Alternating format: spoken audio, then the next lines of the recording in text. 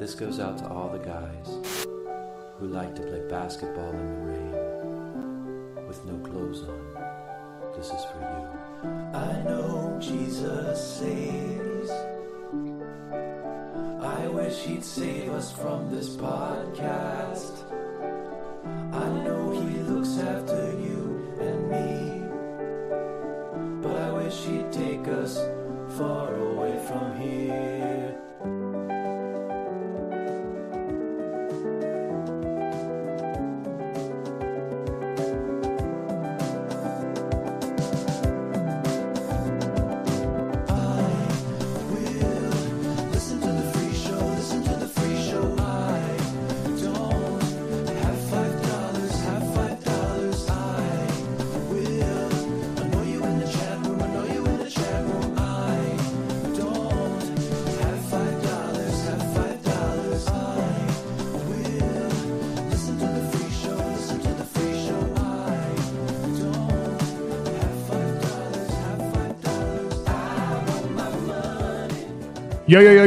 Yo, what's up, everybody?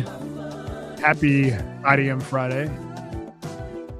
I'm your guy, Oathman, joining you for a special edition of IDM this week. Our guy, Mr. Lingonberry, is in Florida. So, I put in some calls, hollered at some dogs I know, and my guy, some of you know him from the Rodcast, or the Fortress Film Society that you do also. And put a little more spite into your voice there, brother. Sorry, you were about to plug the other show, the good show. Our guy, Lottie Dottie, Matt Dodson. What's up, man? How are you doing? I was about to hit you with a "you're fired, you're hired, you're fired," and then I realized it's a little too dark nowadays to be hitting people with that. I feel like that's like time and place. Especially me, dude. Especially me. Oh my god, that would have been so awful if you had to lay me off, dude. Oh my god, dude, I'd kill myself before I ever had to do that. Don't worry about it, man. I mean, it is what it is, dude. You know, we survive, we thrive, and we survive. But yeah, we got our guy Matt Dodson in the house. What's up, Plow? What's up, Bobby? How you doing? Is this my first time on like the main show? I think so. I think I've done like some live event shit before. Yeah. It is the first time. Yeah. One of my favorite podcasts, by the way, for showing up to every event we've done. Dude, I'm a P1. IDM is one of my favorite shows. Fucking day one subscriber. I'm a silent majority on the Patreon. This is one of the best parts of my week. Well, normally it is. I mean, sometimes if Shorts is like really doing okay, that's when I'll phase out a little bit, Yeah. But when I tune in and like the Tuesday episode. Yeah. When in the first 60 seconds, I could tell that he's standing on a ledge, dude. It's like listening to my favorite song. and the thing is, like, I love Shorts. Like, some people think that we have beef. Like, we're homies. One of the nicest dudes on the planet. I want him to have a good life, but also, like, if I put on a Crycast at the gym, it's like listening to the Rocky theme. It's fucking. It's my favorite shit in the world. That's so funny, dude. I thought you were gonna say that it was too much for you, and you don't like listening to those. Oh no, I mean, dude, that's like that's where I hit the repeat button. It's inspiring because he perseveres. Does he? Does he?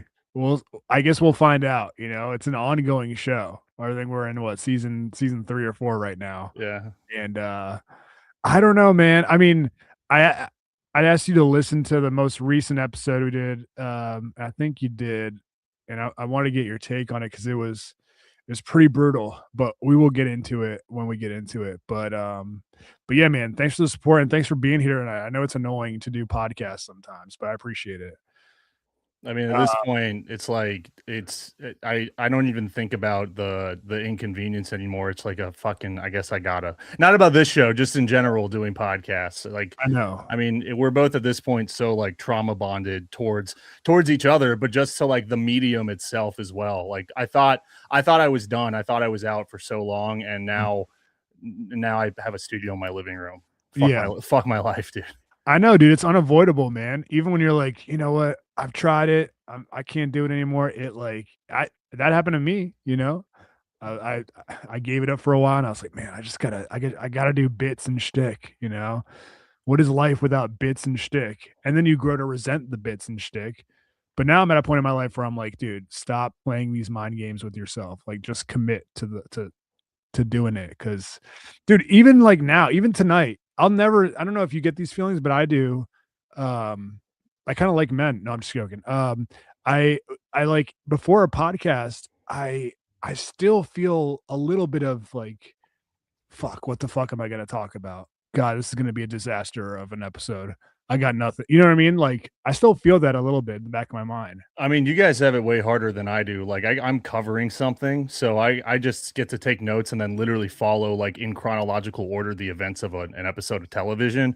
Where Yeah. like you guys are, I mean, you guys are the real deal, man. Like I'll blow you for a little bit on the air. It's Nice. pause. It's like it is just turning fucking the mundane, the shittiest parts of life. Well, I won't go that far. You talk about your family, your wonderful family a lot too. Yeah. But like, I mean, it is just kind of taking the shittiest parts of whatever it is we do and making it something that people clearly love. Yeah. So yeah, I mean, dude, that's like, I don't like a lot of podcasts. You kind of taught me to love more podcasts than I did. You Mm. you taught me the beauty in finding something that's like a microphone on a stick between two people in like a coffee shop, and how amazing that can be. Yeah. Yeah. And like, but I honestly, I don't like listening to a lot because I think most podcasts are bad, and Definitely. because there's so much of it. But when it is, first of all, like you and Shorts have known each other for so long, so like history is always going to go the distance when you've got to fill some time, Yeah. because at the end of the day you can just bring up some dumb shit that you did together, or a shared trauma, or whatever it may be. Yeah. But I mean, all of that shit is why this show works, and why, I mean, and you guys are heading on what, 3 years now? I think so. I think Congrats. so. Yeah. Yeah. Yeah. You're right, man. Well, thank you for saying that, dude. Thank you. And you've like I mentioned earlier, you started a new podcast with your lovely bride, as we call her on the show, your vagina. So we'll get into that as well. We got some dogs in the house, dude. I gotta let you know, man. People were psyched. They were very excited to hear that you were joining the show this week. I got some Really? texts. Yeah, I got some DMs. So yeah, I know you think nobody likes you out there, but there's some people that like you for sure. I stopped worrying if there were people out there that didn't like me or not, because like that shit will just eat away with you. And also, like, the people that I've done podcasts with have been so much crueler to me than anyone who was ever a listener of those podcasts. So I'm like, yeah, what's the fucking point? Yeah. What is there to worry about? I know, man. I know. I'm thinking of a couple people you're alluding to there, but yeah, maybe. Oh, by the way, we will talk broadcast. I mean, it's definitely on the show sheet. If anybody has any like questions, or they want to, us to expand on topics regarding the broadcast, feel free to throw them in the chat. We got some dogs in the chat right now. Our guy D-Tet sized, Matt Starchak. What's up, man? Jen Montana. Damn, I didn't know all these people signed up to be members of the channel. Thank you guys. A guy named Mono Machani says Big Dong Dodson. Well, that's a nice little moniker for you. Flattering. Our girl Pia says, "Is the pussy whipped guy isn't there?" I think she's. Give it time. We'll give it to the end of this episode. Jim Montana, what's different about Othman's hair? It almost looks like a faux hawk. Yeah, I just didn't shower today. That's what that is. Yeah. Anyways, okay. So plenty of stuff to get to tonight. I know you're a movie guy, and honestly, you're giving me props about like putting you on to shitty podcasts. I got to do the same thing for you. Like, I slept on, I mean, movies in general, but more specifically like horror flicks until you came into my life. I'm trying to be as romantic as I can be when I say of that. course. But dude, like, I had a couple horror movies that I liked, and that was it. And I'll be honest with you, I'm a fucking huge pussy, so like most of them are too scary for me to watch. But talking to you and like seeing your passion and how much you loved like weird foreign horror films or whatever, I was like, man, I gotta explore this shit. And so now, like, I can't go a week without watching a horror movie. Like, dude, I could have been like good at math. I could have had a better attention span for U.S. history, but like I got the horror movie strain of autism, And like that's just how like it's basically defined me my entire like I couldn't fucking tell you what I got on my SAT, but I could tell you every movie that Carpenter's ever directed and what year it came out in. You know what Yeah, I mean? Well, yeah. it is like it is infectious. Like if you meet someone in a bar, or even you just find out someone that you've known for a while, you find out that you both like that shit. It Mhm. is like I mean, it's kind of like metal music's kind of the same way. You know, it's like, oh fuck, like we're in this world now, and now we can just take turns trying to outdo each other with like the deep cuts. Yeah, And yeah, yeah. I mean, we've been bouncing that shutter login around between each other for years now.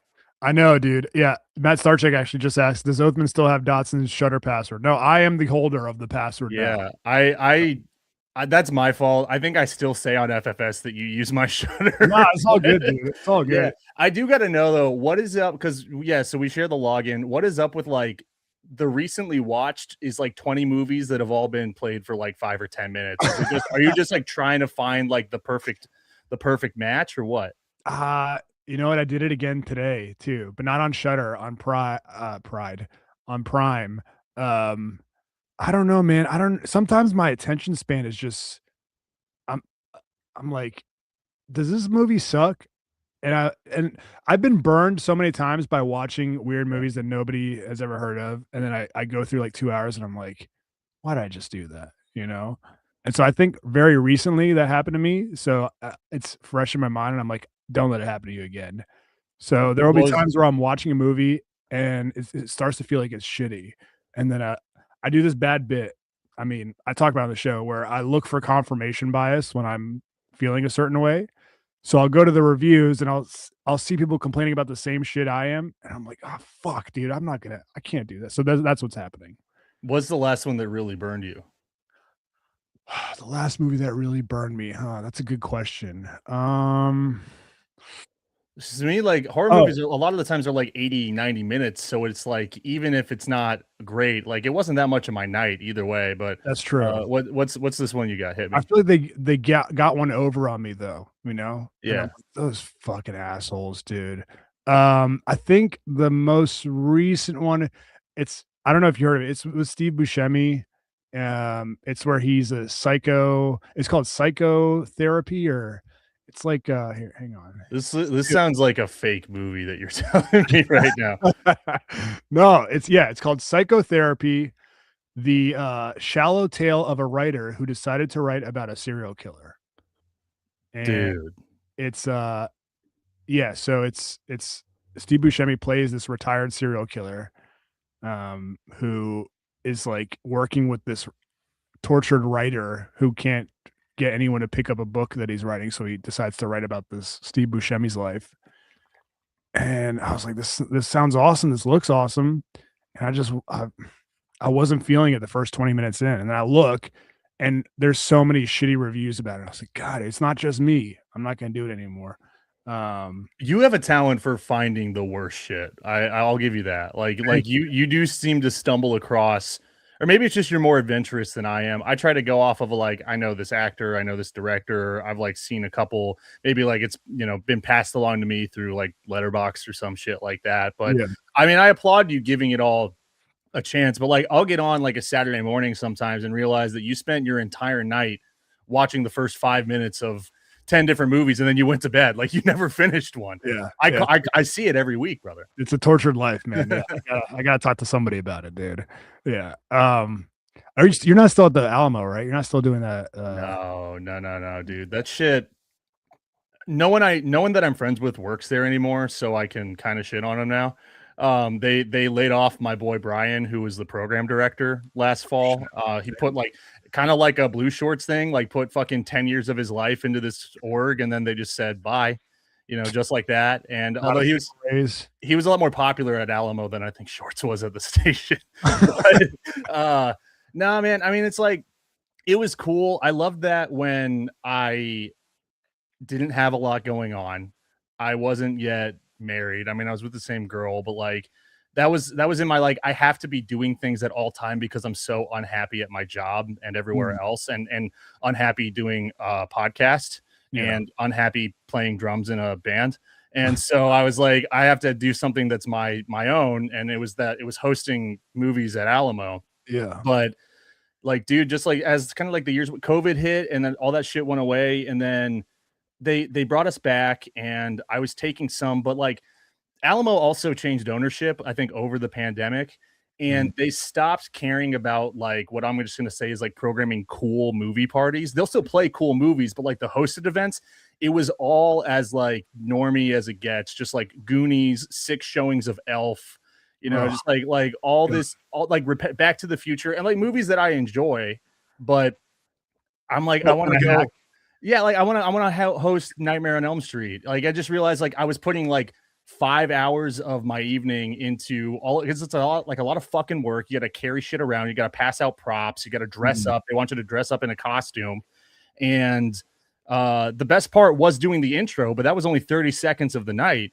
Yeah. And all that for, like we got paid, but not a lot. And if you had to buy your own costume, that's basically where the check went. And then I was always too nervous to use my perks of like getting a discount on food, because if you didn't get the discount, like what are you going to do with the Alamo? Like write on your fucking sheet of paper, oh, I work here, but you don't know who I am, and I'm supposed to get, like, it wasn't worth it, man. And like the people who I worked with there, awesome, but they also fired all the people that I like, so I'm kind of fuck them, I guess. Like, yeah, no, I get that, dude. I feel like a lot of places that were kind of ruined by COVID have like switched their game up to be more focused on, the more mainstream popular stuff versus like the niche stuff that probably got them in there. Well, like, Alamo is supposed to be kind of like the alternative.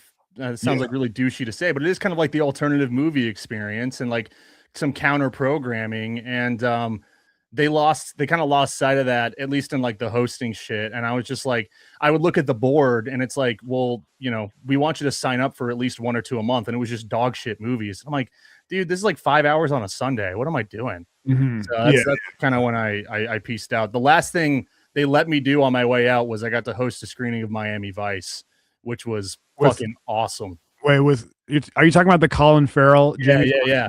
Dude, one of my favorite movies like of all time. It fucking it rules. It's so awesome. And the guy who hosted Film Club, they do like a weekly thing, was out sick, and they let me come in, and like the boys showed up and filled like a whole row, and like that was like a fucking like a bucket list thing of like be able to like intro like one of my favorite movies that like normally is not shown in theaters. And so I went out with a bang. And then they actually asked me to come back in the winter, and I was just like, dude, I'm doing other things. I don't have the fucking bandwidth for this. It's not worth it for me. And they're like, we're paying $10 extra now. And it's like, it's cool. And like people, if they love movies, like you can audition to be a host, but that's kind of, the chapter's closed. Yeah. No, that totally makes sense, dude. Especially if you're just doing it for the love of the game, and then they switch up the strategy, and you kind of resent like the shit that you're doing, the movies that you're trying to promote. Yeah, no, I totally get that, dude. Well, good, man. Well, there's a lot of people that listen to the show that don't watch movies, so I don't want to spend too much time on movies, but yeah, I'm just gonna get right into it, dude. I asked you to listen to the podcast, the most recent one from Tuesday. Our guy, Blue Shorts, Blue Cocky Lingonberry, is in Florida tonight. He and you know what, dude? We'll get into it, but I know a certain person might be listening to this episode and the next episode. I don't fucking care. Okay. This is our arena, so we can fucking express ourselves the way we want to. So that's that. And I have no personal connection, so I'm kind of, I feel untouchable. You are, yeah. For sure, man. You're safe. I thought this was a safe space, to be honest with you, but apparently not for Shorts or me. Dude, my jaw dropped. Has this been confirmed? Can we say that? Yeah, like the suspicion is that legit? Yeah, well, okay. So what we're talking about is Shorts is his one and only, his vagina. She's been complaining about things that have been discussed on the podcast, but they've been on the Patreon podcast. And at first I was like, oh, maybe she's just sitting at the top of the stairs and listening.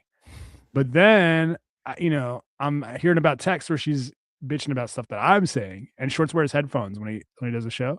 So I'm like, hang on a sec. She's hearing the other side of the conversation too. So I think that's the confirmation we needed. But yeah, man, that's not the only thing. It's like that, and the job stuff. I want to get your take on all of it. Like, I was even telling him that he should maybe explore the idea of going to school, finishing his degree. Just to start building towards something. I don't know. I wanted to see what your thoughts were on all it. I mean, like, I do work on the hiring side of shit, as well documented on the broadcast and all of that shit. And here's where I will corroborate what Shorts is saying. It's fucking brutal right now, dude. Like, more people are looking for jobs that I know than like of anyone I've ever met. And so like he is in a place that a lot of people are in right now, and they're all having the same trouble. So like that's completely true, completely valid. But it also sounds like he's gotten kind of close over the last 6 months, and that has been shut down. Yeah. And all of a sudden now it's like now there's a pivot, and now we're attacking something that we were once protecting, we being the other side of all of this, right? Yeah, this one. And Vagina. Right. So I mean, like, dude, we've said this on and off the air. Like, it's always good that you got to have your release, and like if you're doing the bare minimum, which I've always gotten the impression that Shorts is doing, I would say, more than the bare minimum. Like, he's taking care of his daughter and keeping the house. Dude, we went over to Shorts' house once for lunch, and that guy was militant about the status of things, of cleanliness, of neatness and order of shit. Yeah. So I know that he's putting in the work to maintain the space as well. And I just seems like we're finding reasons to point out and be angry at. I mean, that's just from listening at home, because I don't really talk to Shorts about that part of his life unless like we see each other in person. Every once in a while I'll text you, because, and this is like props to the show, it's so fucking outrageous sometimes that I have to text you and be like, is this a work? Is this a Chad Dukes work? Or is his life really this fucked up? Yeah, dude, that's fair, man. Yeah, it seems so outrageous. You're like, this can't be. You guys have to be fucking, exaggerating or something for sure. But like, I mean, I know that he will appreciate you saying that he's not doing the bare minimum. I'm not saying that he is. Okay, Shorts, I know you're listening to this. I'm not saying you are. I'm just saying people told him, yo, dude, take that fucking job. Don't not take it, and because she's going to promise to do whatever for you. That's not a good idea. Before he had the kid, I told him, I was like, dude, if you guys don't figure out what you're going to do, you're going to become Mr. Mom for the next 3 to 4 years. Well, I mean, this is like, let's make this a fucking PSA. Shorts and anyone else who's listening to this podcast, if you're unemployed and you have a job offer, just take the fucking job offer. Yeah. If you hate it and you can quit after banking salary for a month and taking care of all your doctor's appointments in that month of employment, and then you can fucking quit. Yeah. But if you're unemployed and there's employment offered to you, just fucking take it, dude. Eat the shit for 2 or 3 weeks, however long it takes for you to at least like figure out your next move. Right. Yeah. And especially, I was like, insurance, yeah, like you said, dude. If you're not on insurance, and if you're banned from joining other areas that offer insurance, like you got to look out for yourself, man. Yeah, dude. Yeah. But the other thing is, like, look, I know that she told him not to take the job. I know that's what she asked for, but like, she has a problem with him doing his extracurricular side shit, which is writing the show that he wants that we're going to try to send to Cutter. So like, do you think she's in the right at all there to be like upset that he's using his time, his free time, to write a show that look, I'm not going to shit on it, but she's right in that it's like, there's a small chance that it goes somewhere. I hate to be negative, but I'm just trying to look. Whenever I see a situation, I'm like, oh, this person's clearly in the right. This person's clearly in the wrong. I try to like put my head in, or like have a little bit of empathy towards the other side and try to see it their way. And I think that's what's pissing her off the most. Yeah, I mean, my question is like, where is that free time going to go if it's not towards a project like this? I guess Like, applying towards jobs that she would consider worth taking. it takes it's one button to apply to a job. I mean, I know there's like more steps than that, and like it is kind of brutal to just apply to jobs and like shoot shit into the nether. But like, is this like, is she like, I can refer you to a job and like kind of get you in to basically walk your way into the position? Nah, no Or chance. yeah, because I mean, then I think, I mean, look, like I said, I've met Ms. Shorts, civil union Shorts, and she's very nice. And every time we've spoken, it was always very pleasant. But like, I think that's kind of like an empty reason to be upset, right? Because like your time towards applying to jobs can be 30 minutes, it can be 2 straight hours, it can be every time you're sitting on the fucking toilet. You can be firing shit off on Indeed or on LinkedIn or whatever. Like 2 empty hours. I think that spending 2 straight hours just clicking resumes out it's not super productive, as opposed to like something that's also like, if it's like there's shit that needs to be done around the house that needs more attention, or like little Livy needs attention, like you know what I mean? But it's like, if that shit's being handled to me, then I don't really see how it's a waste of time. Because also, dude, like writing a show, doing a podcast, look, I tell myself this all the time. It's better than being at the bar, you That's know? true. Like, it's better than being at the bar. It's better than getting into trouble. I mean, I know, and maybe podcasting is one of the hobbies that is easier to get into trouble with than most. Yeah. But aside from like, I don't know, like maybe gigging as a band, but I just don't see how else that time would be dedicated to like the job hunt, because I know people that put 2-3 hours a day into that, and like, it's not to be like super negative, but it's the same shit. Yeah. Like right now people are getting jobs because they're getting referred places. Yeah. That's how brutal it is. Yeah, dude. I mean, he did the AI apply thing. I forget which one he was doing, but it's similar to AI apply, where it just fills out applications and updates your resume for, cater towards certain positions, and applies for you. Um, and I was, I was just thinking like, damn, if he's doing that and he just learned about that, there are dudes that people have probably been doing that for a minute, because he was a little bit resistant towards AI. So I'm like, I mean, you probably see it the most. Like, it must be crazy how many applications and resumes you get for jobs. Yeah, well, and also like, I get people come to me and they're like, well, we can tell that AI was used to apply, and I'm like, yeah, that makes Right. sense. Like, you know how fucking shitty it is to be unemployed and apply to 100 jobs. You have a tool that helps you do that. Yeah, I would do that too. Yeah. And I'm terrified of AI. You know what I mean? Like, that's like actually, I think one of the better uses that I've heard of with that shit. And Yeah. so, yeah, I don't understand. I don't mean to come across as like attacking, but like, I hear that and I'm like, this just sounds like we're trying to find something to be mad at. And like, what's kind of what is on paper a reason to be upset with someone? Unemployment and lack of like initiative in that like unemployment space. But it just doesn't sound like that's the fucking case, dude. Yeah. Yeah, that's true, man. And the other thing is like, dude, fucking taking care of an infant is, I mean, it first of all, it's the worst. It's like nonstop. You constantly have to, you know, be watching the baby and like catering to it, and you know what I mean? You can't just like ignore it for 3 hours. But also it's like it's expensive. So like they're saving a shitload of money by him doing it. I mean, I think back to like when we first met Dane, and he was like, Oh, "Hey man, no, I don't work because like my wife, she works, and I watch the kids." And I remember back then I was like 23 or something like that. And I was like, "Dude, you fucking loser, man!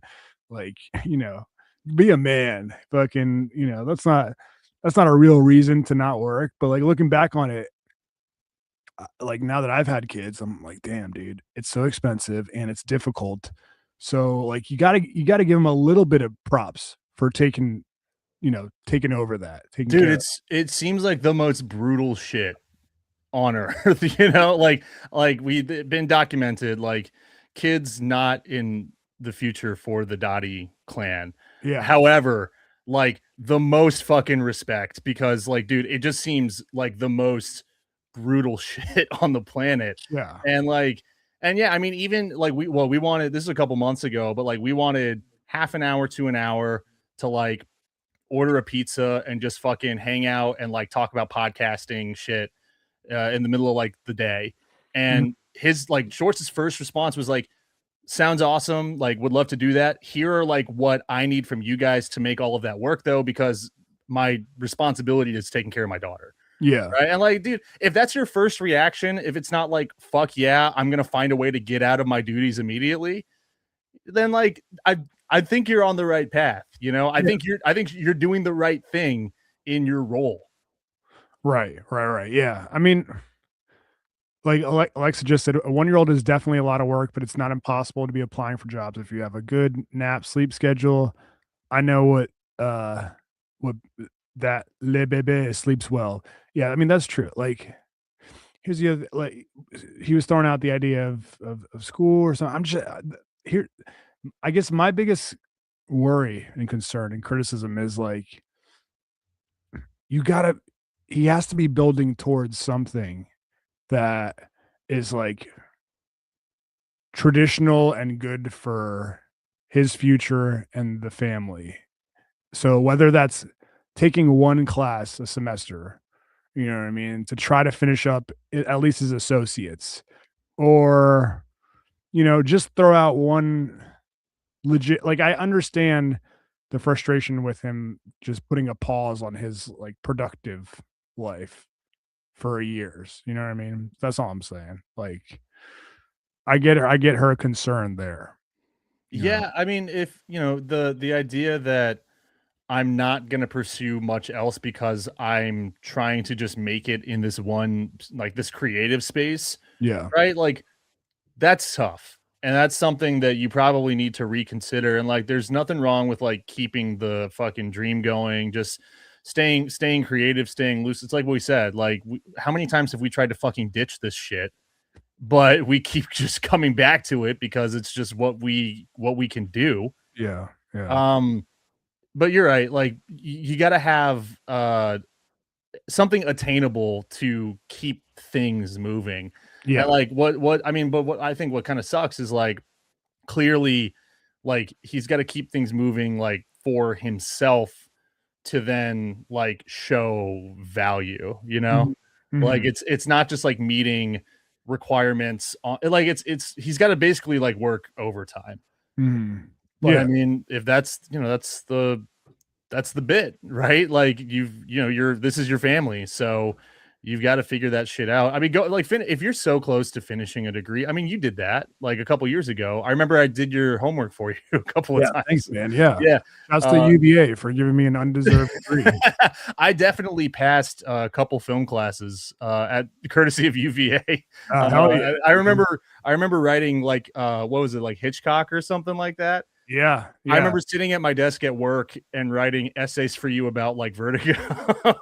Did I pay you? I hope I paid you. Did I? Nah, dude, that was for the love of the game. Oh, thanks, man. I was like, I don't have to do work shit. I got my own office. I'll just do someone else's home. That's how fucking miserable I was at that point. Again, that was like height of really shitty pay desk job. Yeah. Fucking Rodcast with Sven Lloyd and just telling all of my friends that I'm in a band that fucking covers parody songs from movies. That you want them to avoid. It's hard to have the respect of your peers. Right. Yeah, well, I appreciate you helping me out. Yeah. But I mean, even when I say that though, I'm thinking about when I got laid off, not fired, and I was applying to all these places. And I remember when I first got laid off, I was like, well, at least I got the degree, so I can apply to like places that have that as a requirement. And then as I'm applying to these places over like the span of a couple months, I'm like, fuck, dude, this didn't help me out at all, because like everybody was applying for every job, just the timing of it. But so like, I don't think it'll change his life having that, but at least it's like working towards something that may have a possibility of helping him find a better job or better opportunities or something like that. So yeah, I don't know. We don't have to talk about shorts the whole time. I just want to get your take. Well, I mean, I think that's a good place to kind of like end it, right? Yeah. Or like a final point to be made is it sounds like no one really wants to work together on like here's how we can find a solution, let's make everyone happy here. Like I know that Shorts typically he isn't he doesn't feel good when he's kind of being dunked on. Yeah. And if you react poorly, then that's going to make shit worse. So it's like, I don't know, dude. I don't have I don't have like a good answer to like, here's how we can work on this shit together, but Yeah. I do think like, there's got to be a way to process what someone's asking for and then thinking about what that means to you, what it means to them, and what's going to be best for both parties while also still like taking care of yourself. I mean, that's what's just brutal about being a fucking adult. And like, we text each other all the time. It's like, I can't believe that we fucking committed to doing this for the rest of our lives, having to work and fucking pay taxes and all of that shit. Yeah, dude, So, I I don't know, dude. I love Shorts. Like I said, like as much as it gives me life to hear really good content, I am just like kind of perpetually bummed as well because I want things to be right for him, Yeah, for sure, dude. Yeah, you don't. That's why I was like so hesitant to even talk about it last week, is because like I want to talk. I know it's important. Honestly, dude, this sounds shitty, but I know it's important to the show for us to talk about our personal lives. It can't just be us talking about what I just watched on TLC and a new movie that's coming out or anything, because that's not what the show is, and the listeners know that, and they'll stop listening if we stop being honest with them on the show, So like, I know it's important, but I also feel guilty because I'm like, fuck, dude, I don't want him to have a shitty week at home because of what we're talking about, So I don't You know. can just blame it all on me, dude. I don't care. Yeah, maybe I will. I don't know. But yo, speaking of you know, relationships and getting along with your wife, you got a podcast with your lovely bride, your high school sweetheart. I didn't even know, honestly, dude. I feel like a shitty friend. I didn't even know you were into Survivor and Big Brother and all that shit. But that is basically what you guys cover on the show. Can you tell the dogs about it? Yeah. So hang on, let me move my flag up here. Oh shit. Yeah, Backdoors and Blindsides is the name that doesn't work. The name of our show. Yeah, I started the show just almost a year ago with my wife Meg. And we cover, it's like competition reality TV. So we don't do the dating shit. We don't do Love Island or Bachelor or any of that. But my wife has been like a lifelong fan of those types of like game competition shows, Survivor, Big Brother, The Challenge, all of that. And yeah, I wasn't for most of my life, but I've always been around it. And I don't know, like a couple years ago, it was like, and actually, this is another bit, like this is gonna get, it's like Barty and I are very gay to each other, and you told me actually a long time ago, because like I was like, dude, why do you watch Bravo? And like, I mean, obviously, I know you love it because it's in your DNA, but this was like 8 years ago or whatever, and you were like, well, because Jess watches it, and you find shit that you want to do together just because like it's something to do together. So I honestly took that advice, and because like I would always get like butt sized when she'd be like, yeah, I'll watch the thing with you, or like we'll play this game together or whatever. And so I'm like, all right, like I'll check out some of the shit that she likes too, that is like to me a little more palatable than some of the other like the dating shows. And I'm not shitting on those, but it's just like aggressively not for me. Yeah. And I actually like started digging it because I dug like the social shit, like the like strategy stuff. I love like puzzles and like strategic shit, and like that type of like gameplay. And I just realized I saw it like on a different level, and so I started digging it with her. And then like last year I was like talking to you and I was like, I think that I'm kind of ready to do my own show. And I couldn't figure out what I wanted it to be because I've been doing stuff with Chad pretty much since the Rodcast ended, actually. I mean, maybe a year off, but once he started Chad Duke's show, we started the movie show pretty soon after that.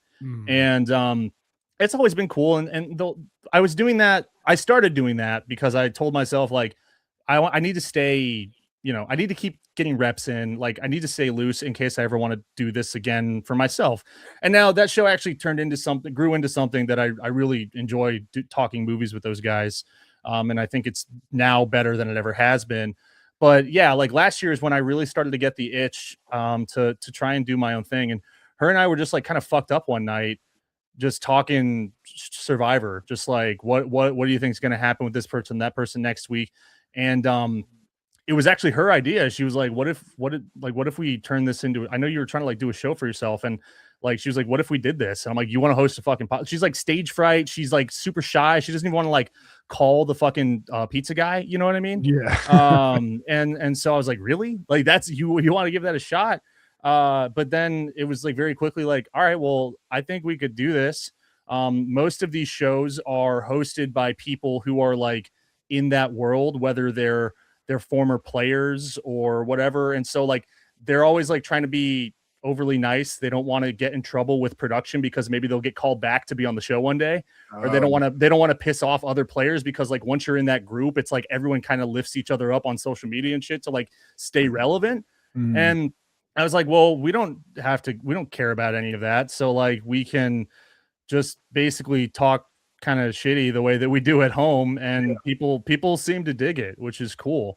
But it was fucking scary to announce that I was doing a show with her, just because I didn't know how the fucking this world that we're in was going to react to that, I didn't know how you were. I told you about it and I was like, I hope Bart doesn't fucking go hard on me for doing it. Nah, dude. What did you get any negative reactions at all? Not one. I mean, not one to my face. I've had some people be weird about it behind my back, but fuck them, Yeah, no, that's stupid, dude. Yeah, man. Like, it's for you to do something that's like your own thing is great, but also I've been trying to impart this idea onto Shorts and myself, but we both have done a shitty job of like making it happen. But I feel like in order to like really pick up steam and like get people's attention who have no idea who you are or where you're from, like you gotta pick a topic, and find a niche and find your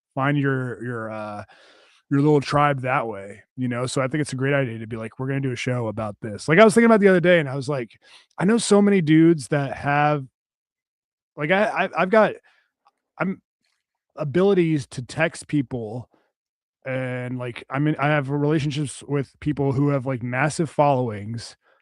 I wonder if I like texted like, I don't know, like Ariel Helwani, like, hey dude, how do I build a following? You know what I mean? Because we've texted and shit, and like he knows me. The first thing they would ask me, if I asked anybody, if I asked Luke, if I asked anybody, Alex Stein, they're gonna say, okay, well, what do you talk about? What's your bit? And I've never picked like, oh, I'm gonna do MMA talk, or I'm gonna do, you know what I mean? I've always just been vague. I'm just gonna make fucking stupid fart jokes and dick jokes about stuff. Does that work? You know what I mean? And we've got a little bit of a tribe, but in order to like really tap into like a bigger demo, you gotta pick a niche. So I think it's great that you guys came up with this idea. We're trying to grow it, man. I mean, it's like we have the same troubles, on this side. Like we put so much fucking work into like our video stuff and like Instagram reels, and they'll do okay on YouTube. Instagram really plateaus, and like it's fucking frustrating. Yeah. And it's like you can watch the fucking YouTube videos of how to grow this or follow the influencers that tell you how to do it. And I'm like, I don't know if this is like dumb luck. I don't know if it's because just like I can't figure out, none of us like can figure out this secret, right? Yeah. But what's cool is like we've just found engagement by like trying to find other products online that not that like cover this, but like maybe like people that follow this type of shit on social media and like engaging with them. Cause like I'm not really interested in like befriending other Survivor podcasts. Not that I'm like trying to like be like standoffish, but like I don't really want to do this like cross branding shit. I want our show to be our show. Yeah. And like I don't want to try and like sacrifice a part of our show to like humor someone else with the cool crowd. yeah. But like what's cool is like, dude, we started with an audience from this, you know what I mean? Like IDM listeners checked us out on the very first day. I saw Brad Paints this in the chat. Like he's always commenting on our stuff. It's sick to have that. Like that was the moment where, I mean, I'm sure you can relate, but like how often, you know, do you sit back or did you sit back at one point and be like, why the fuck am I still doing this? Yeah. You know, like, what am I doing with, and not like there's any animosity towards one person, but I'm just like, what the fuck am I doing, dude? And like, that was the moment where like, I finally got some like fucking validation for the work that I'd put in. And just like, you know, for when it was like the most brutal, whenever that would have been 2019 or whatever, 2018 of like, oh, cool. I stuck this out for this long, and now people have followed me to this new thing that I am in complete like ownership of. Yeah. And not only that, but like they're also responding really well to my wife doing the show with me. Because I think she's good and I think she's funny and she's the one that knows everything. I'm fucking stupid, dude. I don't know anything about these shows, but like I know how to do a podcast. So that's my role, is just to like make the show happen, and she drops all the knowledge. That's great, man. Yeah. So it's called Backdoors, and what is it? Backdoors and blind sides. So those are two moves that can be made on these types of various shows. So we have an Instagram. We do full video episodes on YouTube, and then it's wherever you get your podcasts, Apple, Spotify, whatever the fuck. We're finishing up Traders season 4 right now. And then Survivor 50 just started. So we're in the fucking gauntlet. I got to do like 4 episodes tomorrow, but are you doing typically it's a weekly recap.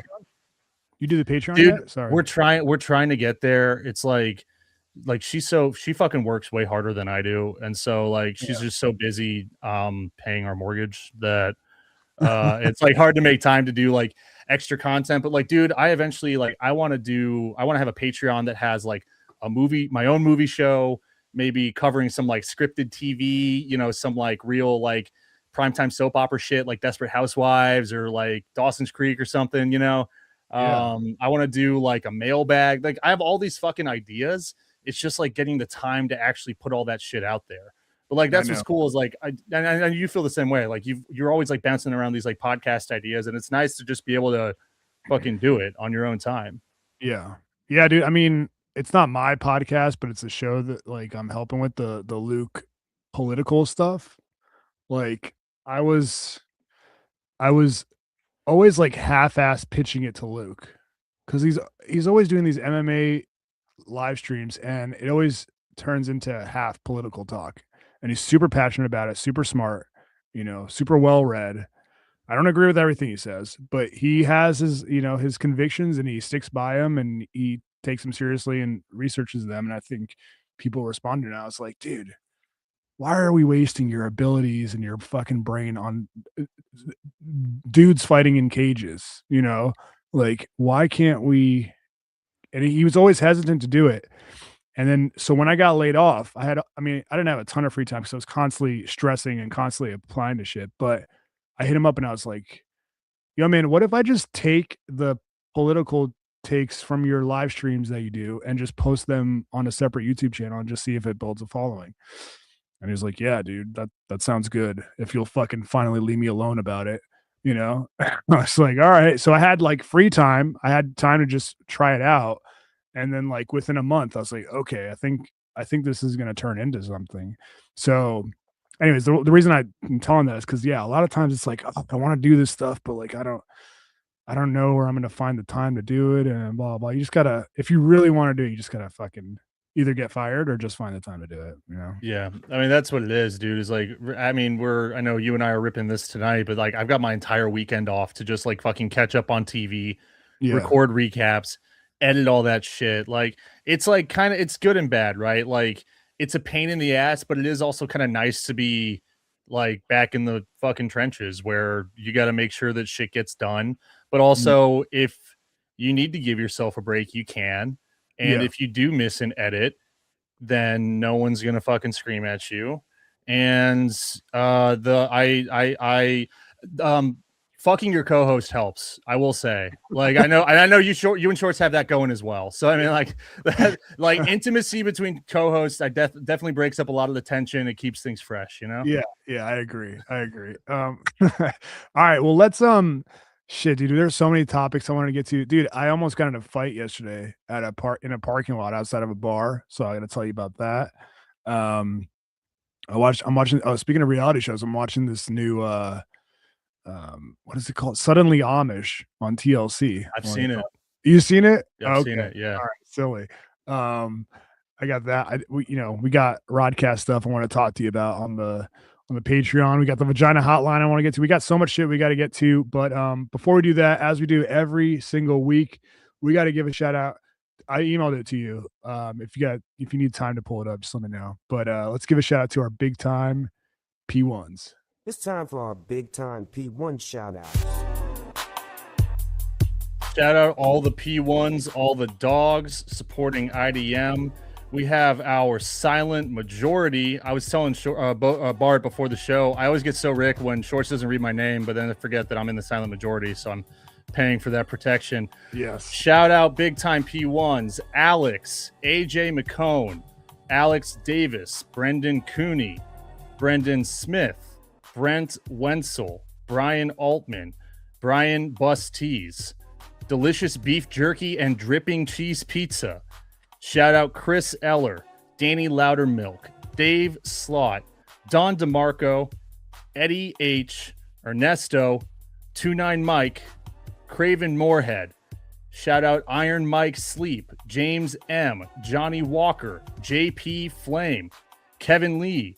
Shout out Kevin Smith, Korean Dongchong John, Chris Stein, Rod Mexico, Lance Parker. Shout out Matt Brodricks, Matt Starchek, Peter Rosecrans, Phil J, Reggie, Instagram.com/@BradPaintsThis, Steven Snowman, Theo H, William, and a special $10 tier shout out to Lubomir. Hell yeah. Shouts to the dogs. Shouts to everybody in the chat. I want to go through the chat real quick, but I see my guy Dave Sandine. Shout out to the big time P1s. Dude, speaking of Brad Paints is following you from IDM. Dave Sandine is a guy I met from Luke's live chat that he does every week. Oh, hell yeah. Yeah. So shouts to and he's a YouTube subscriber. That's awesome. But yeah, thanks, dude. Shouts to the big time P1s. We love you. All right. So, let's see what else I got. Did you see, I mean, I know we talked about movies a little bit, but did you see the I'm such a loser for being hyped for this, but did you see the Mortal Kombat trailer? Yeah.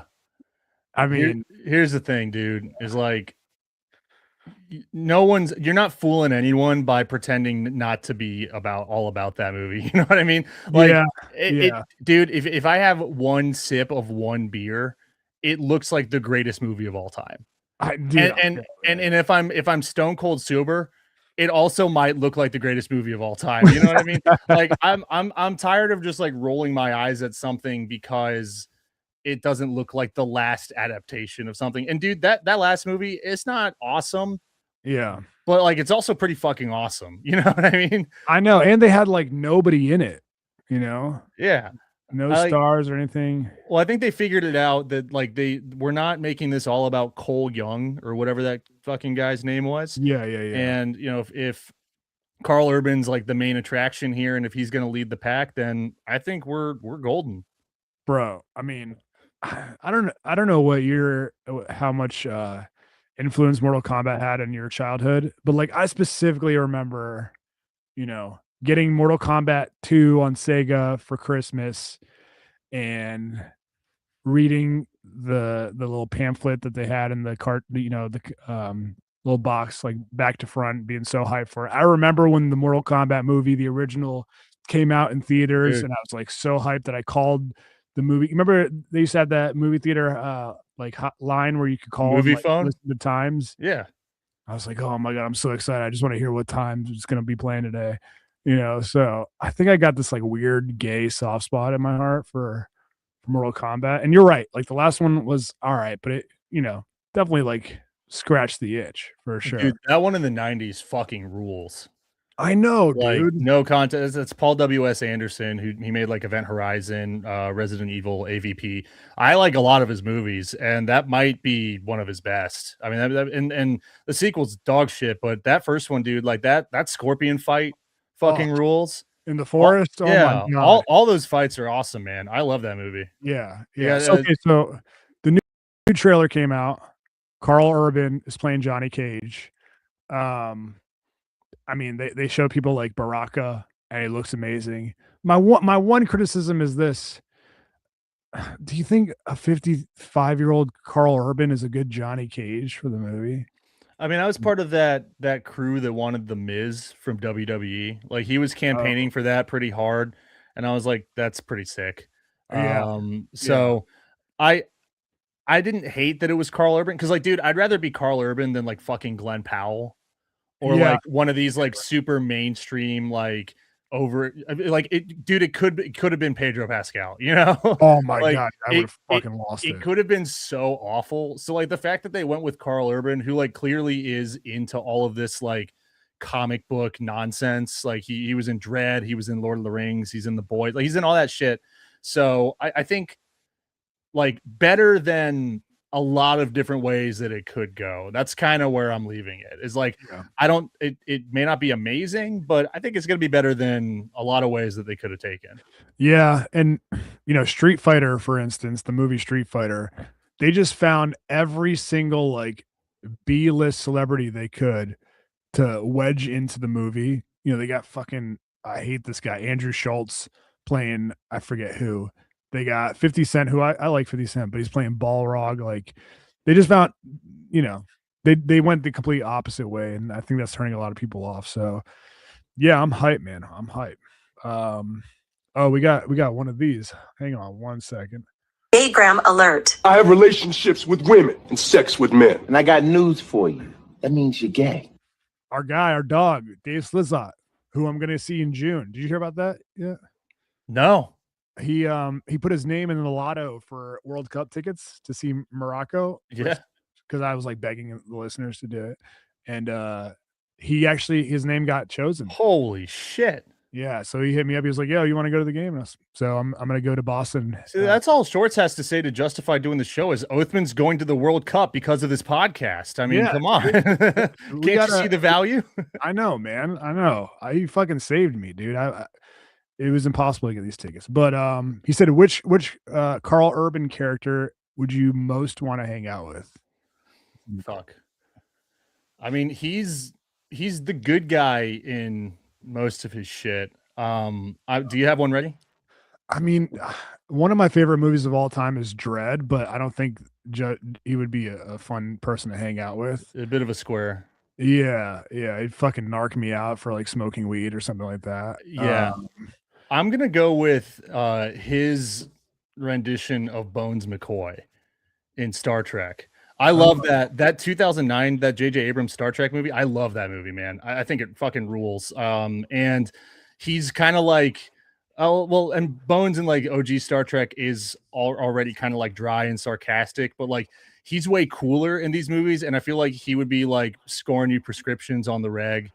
And so he'd be a good friend to have just to call up whenever you're trying to party.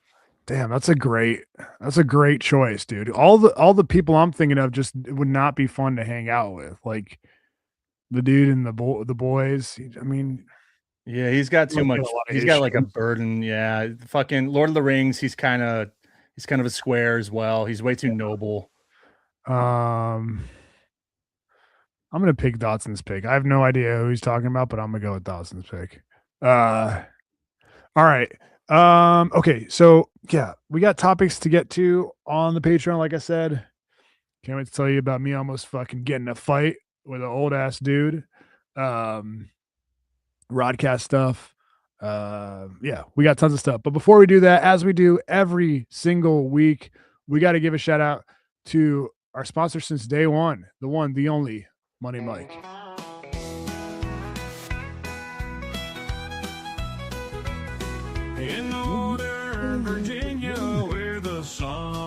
All right, dogs. Y'all know what it is. Y'all know what time it is.